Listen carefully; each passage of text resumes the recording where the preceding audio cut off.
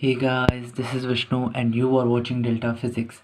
So guys, इस lecture में मैं सुपर 30 मैकेनिक्स प्रॉब्लम्स लेके आया हूँ, है ना, जो कि आपके mains and advance and NEET के एग्ज़ाम के लिए काफ़ी हेल्पफुल होंगे, है ना। आप बस उनके कॉन्सेप्ट को समझना, है ना, आप बहुत ही अच्छा करोगे आपके मैकेनिक्स के प्रॉब्लम्स में, है ना। तो आप स्क्रीन पे पहला क्वेश्चन देख रहे हो, है ना।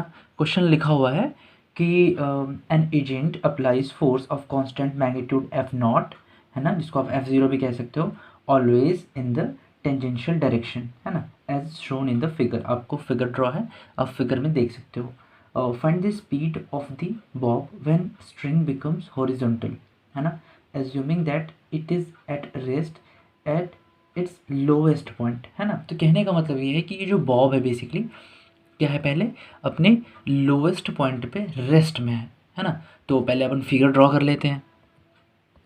ओके, तो फिगर में आपको दिख रहा है कि भाई एक बॉब है ना, यहाँ पे इनिशियली क्या है, रेस्ट में, है ना। मैं यहाँ पे लिख देता हूँ कि इनिशियली जो है इसकी velocity u is equal to zero है ना। और हो क्या रहा है कि ये जो F0 फोर्स है, F0 फोर्स है, ये क्या कर रहा है, इसको टेंजेंशियली मूव करा रहा है ना गाइस। पहले मैं तो आपको एक चीज़ बताना चाहता हूँ कि टेंजेंशियली फोर्स का मतलब क्या होता है। देखो, टेंजेंशियली फोर्स का मतलब ये होता है कि फोर्स और डिस्प्लेसमेंट के बीच में एंगल ज़ीरो हो, यानी कि जिस डायरेक्शन में फोर्स लग रहा हो डिस्प्लेसमेंट भी उसी डायरेक्शन में हो रहा है। आप देख रहे हो कि डिस्प्लेसमेंट क्या हो रहा है, इस डायरेक्शन में हो रहा है, बढ़ते जा रहा है, और फोर्स भी इसी डायरेक्शन में लग रहा है।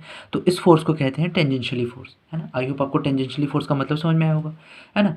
तो ये बातें हैं। अच्छा, इसके बाद क्या है, अब हम देखेंगे कि इसमें टेंजेंशियली फोर्स कैसे वर्क कर रहा है ना गाइज। तो पहले तो हम ये कंसिडर कर लेते हैं भाई कि ये मेरी पहले तो ये रेस्ट में था, है ना। ये बॉब है बेसिकली, स्टार्टिंग में क्या है, रेस्ट में है, इसकी इनिशियल वेलोसिटी ज़ीरो है। अच्छा, एक बात और कि ये जो है मैं इसको यहाँ पे एक रेफरेंस पॉइंट मान लेता हूँ, है ना। ये जो बॉब है यहाँ पे मैं कहता हूँ रेफरेंस पॉइंट, है ना। अच्छा, अब बात आती है रेफरेंस पॉइंट क्या होता है। So guys, reference point basically वो पॉइंट होता है जहाँ पे बॉडी की पोटेंशियल एनर्जी हम ज़ीरो कंसिडर करते हैं, है ना। बॉडी की पोटेंशियल एनर्जी क्या कंसिडर करते हैं, ज़ीरो, ठीक है। बॉडी की पोटेंशियल एनर्जी ज़ीरो कंसिडर करते हैं, है ना। तो ये हमारा हो गया क्या, रेफरेंस पॉइंट, है ना, रेफरेंस पॉइंट, ठीक है ना, रेफरेंस पॉइंट। तो यहाँ पे हमने ये एक रेफरेंस पॉइंट कंसिडर कर लिया, है ना। तो रेफरेंस पॉइंट वो पॉइंट होता है जहाँ पे क्या होती है, बॉडी की जो पोटेंशियल एनर्जी होती है वो क्या होती है, ज़ीरो होती है, समझ लो। ओके, तो हमने ये रेफरेंस पॉइंट कंसिडर कर लिया, है ना। और हमने ये भी देख लिया कि यहाँ पे बॉडी की जो इनिशियल वेलोसिटी है वो भी क्या है, ज़ीरो है। ओके, तो हम यहाँ पे अब ये कह सकते हैं कि बॉडी की जो टोटल एनर्जी है इस पॉइंट पे ज़ीरो होगी, है ना। टोटल एनर्जी बोले तो kinetic energy plus potential energy, है ना। इस पॉइंट पे मान लेते हैं ये पॉइंट P है और ये पॉइंट क्या है, Q है ना। तो पॉइंट P पे क्या होगी, बॉडी की टोटल एनर्जी क्या हो जाएगी, ज़ीरो हो जाएगी, क्योंकि देखो kinetic energy is equal to क्या होती है, kinetic energy is equal to होती है, kinetic energy is equal to mv²/2, जहाँ पे वेलोसिटी क्या है, ज़ीरो है, सो काइनेटिक एनर्जी भी ज़ीरो। और हमने रेफरेंस पॉइंट कंसिडर कर लिया है, तो यहाँ पे पोटेंशियल एनर्जी भी क्या हो जाएगी, ज़ीरो हो जाएगी, ठीक है, ये हो गया। अच्छा, आगे देखते हैं। अब हम ये देखते हैं कि ये जो यहाँ, अच्छा, यहाँ पे सबसे पहली चीज़ हमें ये पता होनी चाहिए कि ये जो बॉडी है ना, ये बॉडी किसकी वजह से मूव कर रही है ना। तो ये बॉडी बेसिकली इस टेंजेंशियल फोर्स की वजह से मूव कर रही है, यानी कि टेंजेंशियल फोर्स क्या है, ये एक एक्सटर्नल एजेंट है जो इस पर वर्क कर रहा है, इसको ऊपर ले जाने में इसको हेल्प कर रहा है ना। तो अब हम क्या लिखेंगे कि ओके, तो अब करेंगे क्या, हम अब हम ये देखेंगे कि ये जो फोर्स लग रहा है ना। तो कहने का मतलब इस फोर्स की वजह से कितना वर्क डन हुआ, है ना, यानी कि इस एजेंट ने कितना वर्क किया। तो यार हमें ये दिख रहा है कि यहाँ पे लेट सपोज कि ये एंगल थीटा है ना। हमने ये कंसिडर कर लिया कि ये एंगल थीटा है। अब क्या करते हैं, थोड़ा सा ये कंसिडर कर लेते हैं कि इस फोर्स की वजह से डिस्प्लेसमेंट dx हुआ, है ना। कंसिडर कर लेते हैं, लेट सपोज कि इस फोर्स की वजह से डिस्प्लेसमेंट क्या हो गया, dx, स्मॉल डिस्प्लेसमेंट, हम ना स्मॉल डिस्प्लेसमेंट हम लेके चलेंगे, ठीक है। लेट सपोज यहाँ पे, है ना। तो हमने ये कंसिडर कर लिया कि ये dx डिस्प्लेसमेंट हुआ, है ना। क्या हुआ, dx डिस्प्लेसमेंट हुआ, और ये जो थीटा एंगल हो गया, अब ये छोटा सा स्मॉल एंगल हमने डी थीटा कंसिडर कर लिया, है ना। अच्छा, तो यार जो वर्क डन हो जाएगा हमारा, है ना, जो हमारे क्या वर्क डन हो जाएगा, डी डब्ल्यू, है ना, डी डब्ल्यू क्यों होगा, मैं डी डब्ल्यू इसलिए ले रहा हूँ क्योंकि मैं सिर्फ इस स्मॉल एलिमेंट के लिए ले रहा हूँ ना, इस स्मॉल इस कॉर्ड के लिए ले रहा हूँ ना, डी एक्स के लिए ले रहा हूँ, इस वजह से यहाँ पे डी डब्ल्यू हो जाएगा। फिर मैं जब इंटीग्रेट कर दूंगा तो ये पूरे के लिए हो जाएगा, है ना। So D W is equal to F D X cos theta. अच्छा, अभी यहाँ पे मैं एफ नॉट कंसिडर कर लेता हूँ, है ना, क्योंकि है ही पहले से ही। अच्छा, यहाँ पे एक चीज़ और है कि जो थीटा एंगल है, टेंजेंशियल फोर्स और डिस्प्लेसमेंट के बीच का एंगल जीरो होता है। मैंने अभी बताया था कि टेंजेंशियल डायरेक्शन का मतलब ये होता है कि फोर्स और डिस्प्लेसमेंट के बीच का एंगल 0 डिग्री, तो theta is equal to 0 degree हो जाएगा, है ना। So D W is equal to कितना हो जाएगा, एफ नॉट डी एक्स, ठीक है, ये हो गया। अच्छा, एफ नॉट डी एक्स हो गया, तो यहाँ पे देखो D X is equal to क्या हो जाएगा। अच्छा, एंगल इज इक्वल टू क्या होता है, ये आर्क अपॉन रेडियस, है ना, इतना तो पता ही है ना। एंगल इज इक्वल टू, यहाँ पे मैं लिख दे रहा हूँ, यहाँ पे angle is equal to arc upon radius होता है ना। क्या होता है, angle is equal to arc upon radius होता है, समझ लो।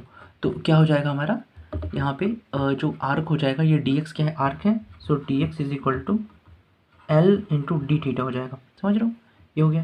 And D W is equal to क्या हो जाएगा, इसमें पुट कर देंगे, so F naught L into D theta, ठीक है। अच्छा, अब देखो बॉडी जो है मेरी यहाँ से स्टार्ट कर रही है एंड फाइनली कहाँ तक पहुँच रही है, हॉरिजॉन्टल, जब तक कि ये स्ट्रिंग हॉरिजॉन्टल ना हो जाए, है ना, तो हॉरिजॉन्टल हो रही है, तो थीटा जो है बेसिकली 0 से π/2 चला जा रहा है, देख रहे हो यहाँ पे, ये थीटा जो है 0 से π/2 चला गया, तो थीटा जो वेरी कर रहा है 0 से π/2 तक, है ना। और ये वर्क डन 0 से W मान लेते हैं, क्योंकि यहाँ पे तो कोई वर्क डन है ही नहीं, वर्क डन हो रहा है यहाँ से, इसने स्टार्ट करा तो फाइनली यहाँ तक पहुँचा, तो इस पूरे रास्ते में इसने वर्क किया, है ना, इस एजेंट ने बेसिकली, समझ लो। तो ये मेरा हो जाएगा वर्क डन, तो इसको इंटीग्रेट कर लेंगे, डी डब्ल्यू का इंटीग्रेशन W हो जाता है ना, लिमिट पुट कर देंगे 0 से W, है ना, अभी अपन लिमिट भी पुट करेंगे, ठीक है ना।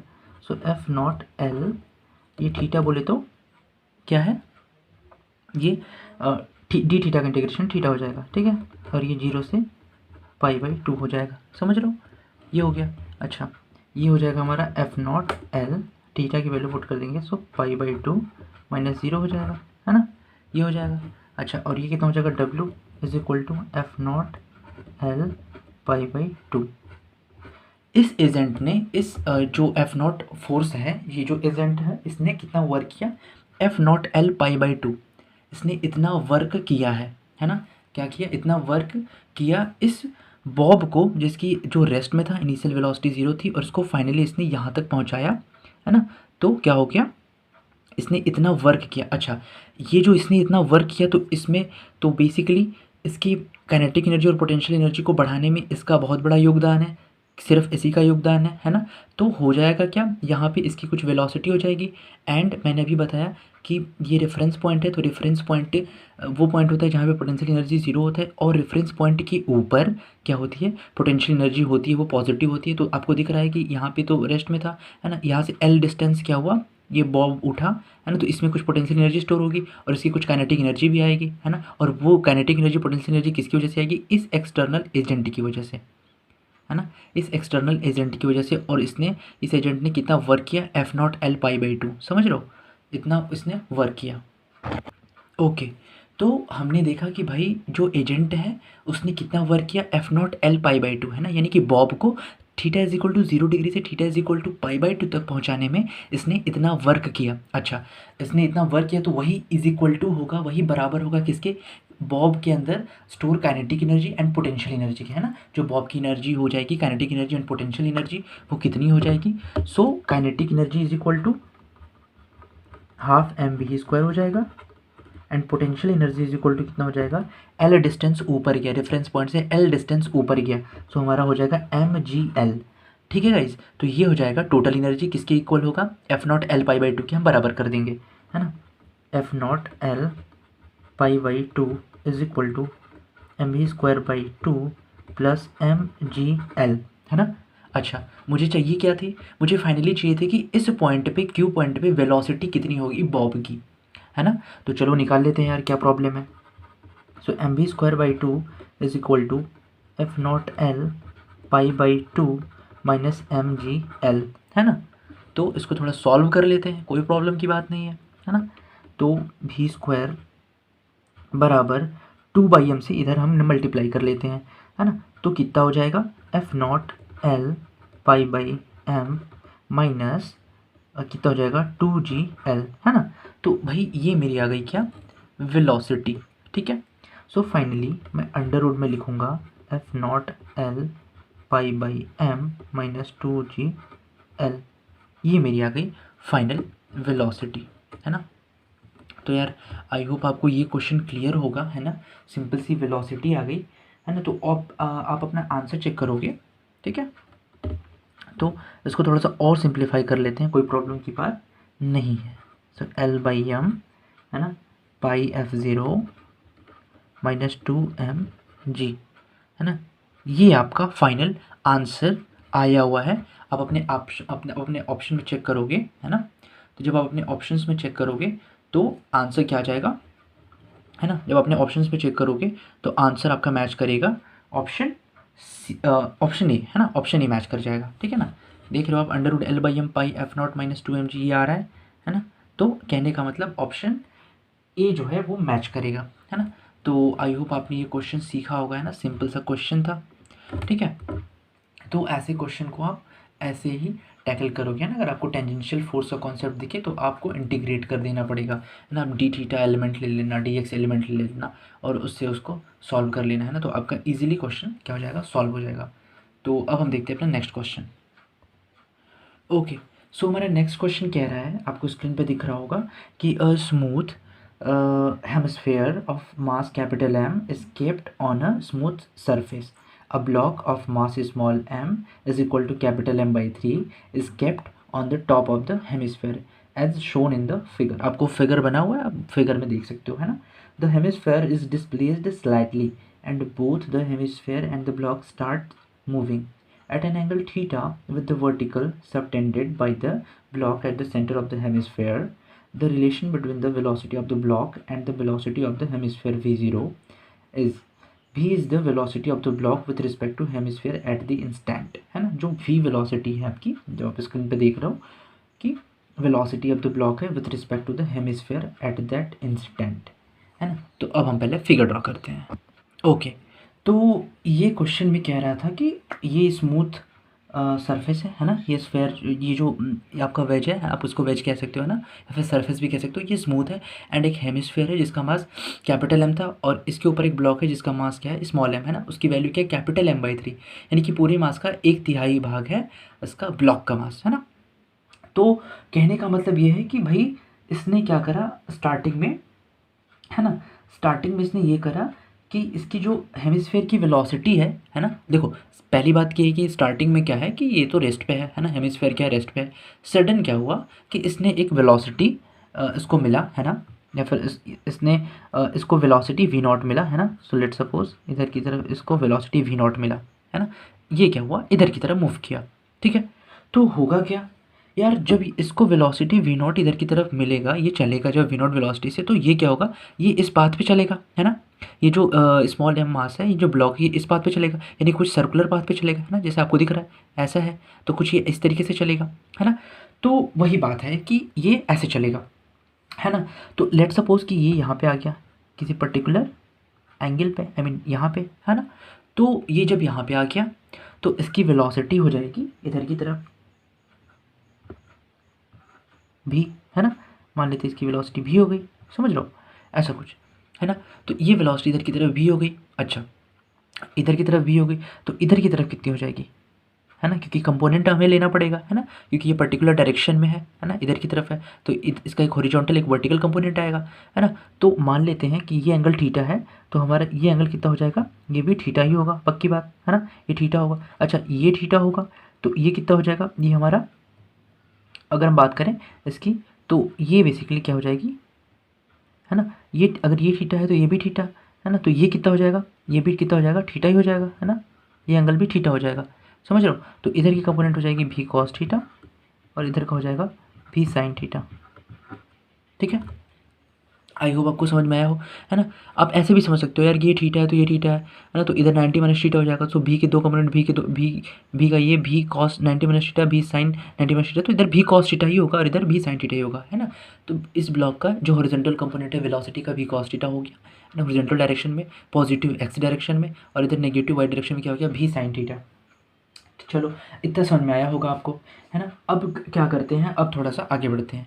अब हम करते क्या हैं, देखो यहाँ पे मैं जो ये कॉन्सेप्ट बताने वाला हूँ, इस क्वेश्चन को मैं आपको वेक्टर मेथड से बताने वाला हूँ, है ना, कि वेक्टर में कैसे आप डायरेक्शन को डिफाइन करते हैं। तो देखो मैं आपको बता देता हूँ, ये एक्स डायरेक्शन होता है, ये वाई डायरेक्शन होता है, ठीक है, समझ रहे हो। ये क्या होता है, इसको प्लस आई कैप कहते हैं, है ना, इसको माइनस आई कैप कहते हैं, इसको प्लस जे कैप कहते हैं, इसको क्या क्या कहते हैं, माइनस जे कैप, है ना, समझ रहे हो। ये प्लस आई कैप होता है, ये माइनस आई कैप होता है, ये प्लस जे कैप, ये माइनस जे कैप होता है, ठीक है। तो क्या करेंगे अब हम वेलोसिटीज़ को इनके टर्म में लिख लेंगे, यानी कि अब देखो, अब मैं लिखने वाला हूँ वेलोसिटी ऑफ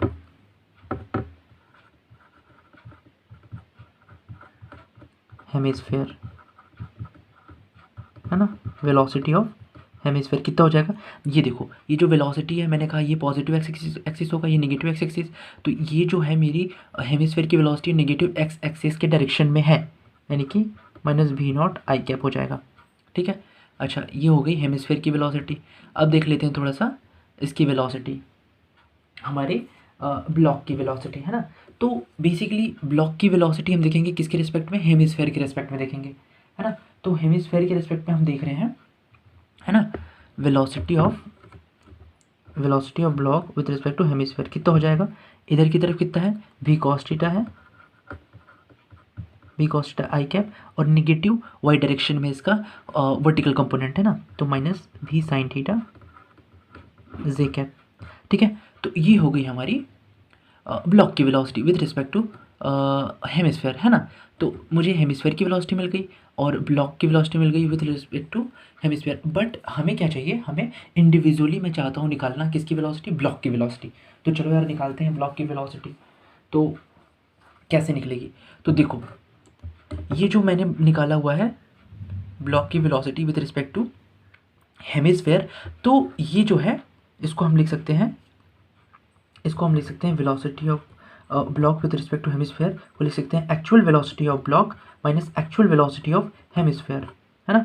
इसको ऐसे लिख सकते हैं ना, velocity of block with respect to hemisphere का मतलब होता है velocity of block, I mean actual velocity of block minus actual velocity of hemisphere. तो चलो लिख लेते हैं यार, क्या प्रॉब्लम है, वेलोसिटी ऑफ ब्लॉक कितना है, सॉरी ये तो निकालना ही है, okay, and velocity of hemisphere कितना है, ये आपका प्लस हो जाएगा वी नॉट आई कैप, है ना। और velocity of block with respect to hemisphere कितना है, लिख लेते हैं, सो वी कॉस थीटा आई cap minus v sine theta जे कैप, है ना।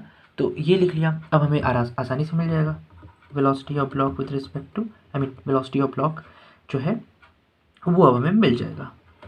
सो v cos theta minus v zero i cap minus v sine theta g cap, है ना guys. तो ये मिल गया क्या, मेरे ब्लॉक की वेलोसिटी, यानी कि ये जो ब्लॉक है ना भैया, इसकी वेलोसिटी इंडिविजुअली ये हो गई, और इंडिविजुअली हेमिस्फेयर की वेलोसिटी हमें minus we naught I cap मिल गई, सिंपल सा लॉजिक, है ना। और ये जो है वेलोसिटी, ये वेलोसिटी ऑफ ब्लॉक है विद रिस्पेक्ट टू हेमिस्फेयर है ना, और हमने ऐसे फाइंड आउट कर लिया, ठीक है। अब हम देखते हैं कि यहाँ पे जो है,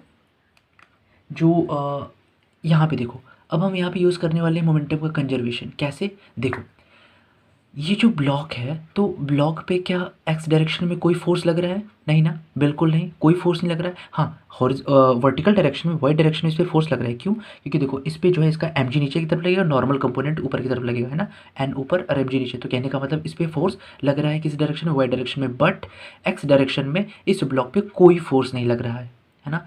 तो F external is equal to zero हो जाएगा, ठीक है, क्या हो जाएगा, एफ एक्सटर्नल, है ना, एफ एक्सटर्नल फोर्स जीरो हो जाएगा, एक्स एक्सिस के along is equal to zero, यानी कि मोमेंटम कंजर्व होगा, मोमेंटम क्या हो जाएगा, कंजर्व हो जाएगा, कंजर्व एक्स एक्सिस के अलॉन्ग, है ना, समझ रहे हो, मोमेंटम क्या हो जाएगा, कंजर्व एक्स एक्सिस के अलॉन्ग, ठीक है।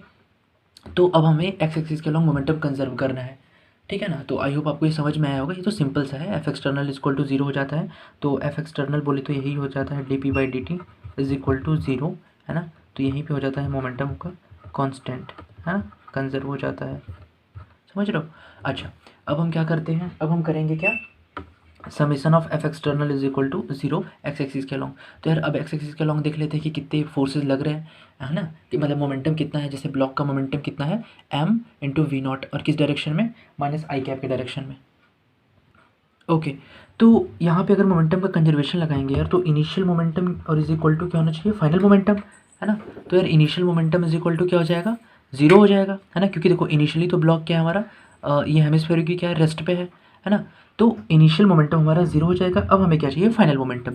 तो यार फाइनल मोमेंटम के लिए क्या करेंगे, हम इस ब्लॉक की बात करेंगे एंड इस हेमिस्फीयर की बात करेंगे, है ना। तो मैं पहले हेमिस्फीयर का पहले लिख लेता हूँ मोमेंटम, है ना। सो ये m, ये वी नॉट हो जाएगा माइनस आई कैप के डायरेक्शन में, है ना, ऐसा तो लिखना पड़ेगा, है ना, क्योंकि मोमेंटम खुद का ये क्या है, वेक्टर क्वांटिटी है, तो उसमें डायरेक्शन चाहिए ही चाहिए, है ना। तो ऐसा कुछ।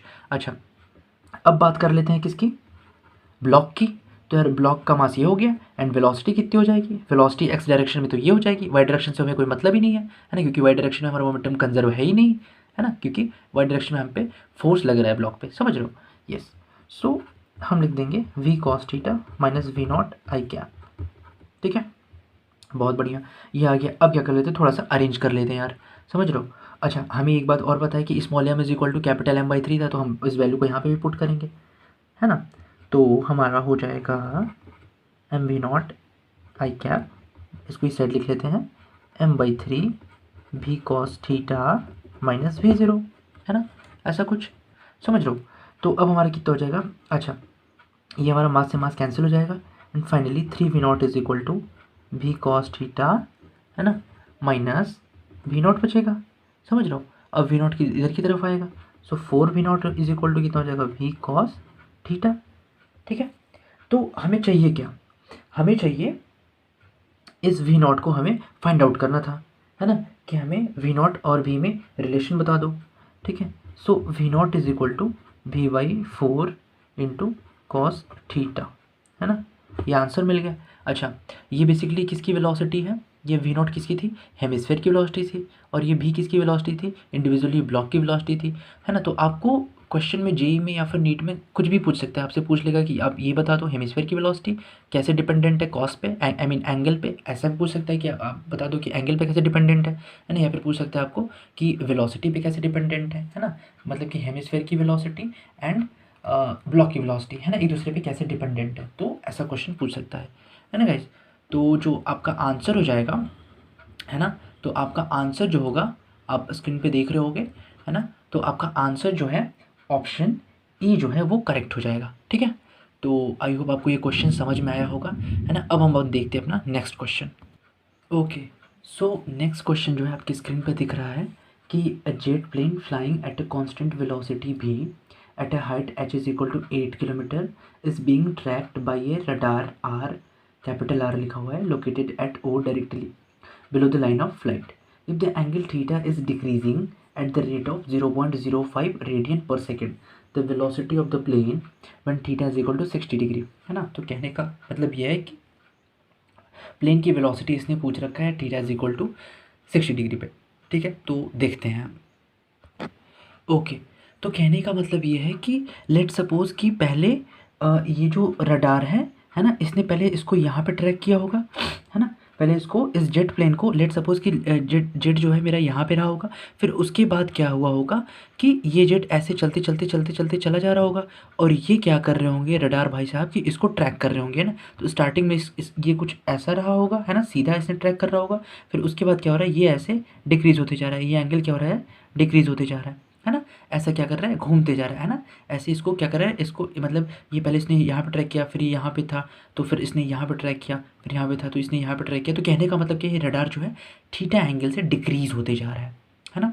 अच्छा, यहाँ पे हमें दो चीज़ें वेरिएबल दिख रही हैं। पहली चीज़ कि ये जो है, ये मेरा जो जेट है, ये जो है क्या हो रहा है, ये निरंतर बढ़ते चला जा रहा है, एंड ये जो थीटा एंगल है वो लगातार डिक्रीज़ होते जा रहा है ना। सो लेट सपोज कि ये मेरा जो जेट है वो किसी पर्टिकुलर एक्स पे है ना, आई मीन एक्स डिस्टेंस पे है ना, क्योंकि देखो मेरा जो वेरी कर रहा है डिस्टेंस, क्या वेरी कर रहा है, वो एक्स वेरी कर रहा है ना, क्योंकि ये निरंतर बढ़ते जा रहे हैं, एंड एंगल भी वेरी कर रहा है ना, निरंतर घटते जा रहा है ना, लगातार घटते जा रहा है ना, इसको अप्रोच करने के चक्कर में, है ना, ऐसा कुछ।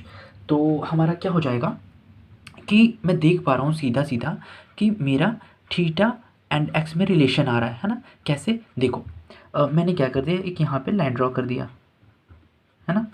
तो यार ये भी है एच हो जाएगा है ना। तो और ये अगर ये एक्स है तो ये ट्रायंगल के लॉ से ये भी एक्स ही हो जाएगा है ना। समरूप त्रिभुज के इक्वल ट्रायंगल का आपने नियम पढ़ा होगा है ना। तो ऐसे है ना, तो ये एक्स है ये एक्स हो जाएगा, ये एच है तो ये एच हो जाएगा। तो यार मुझे दिख रहा है क्या, tan theta is equal to perpendicular upon base है ना। ऐसा मुझे दिख रहा है क्या, tan theta is equal to h by x.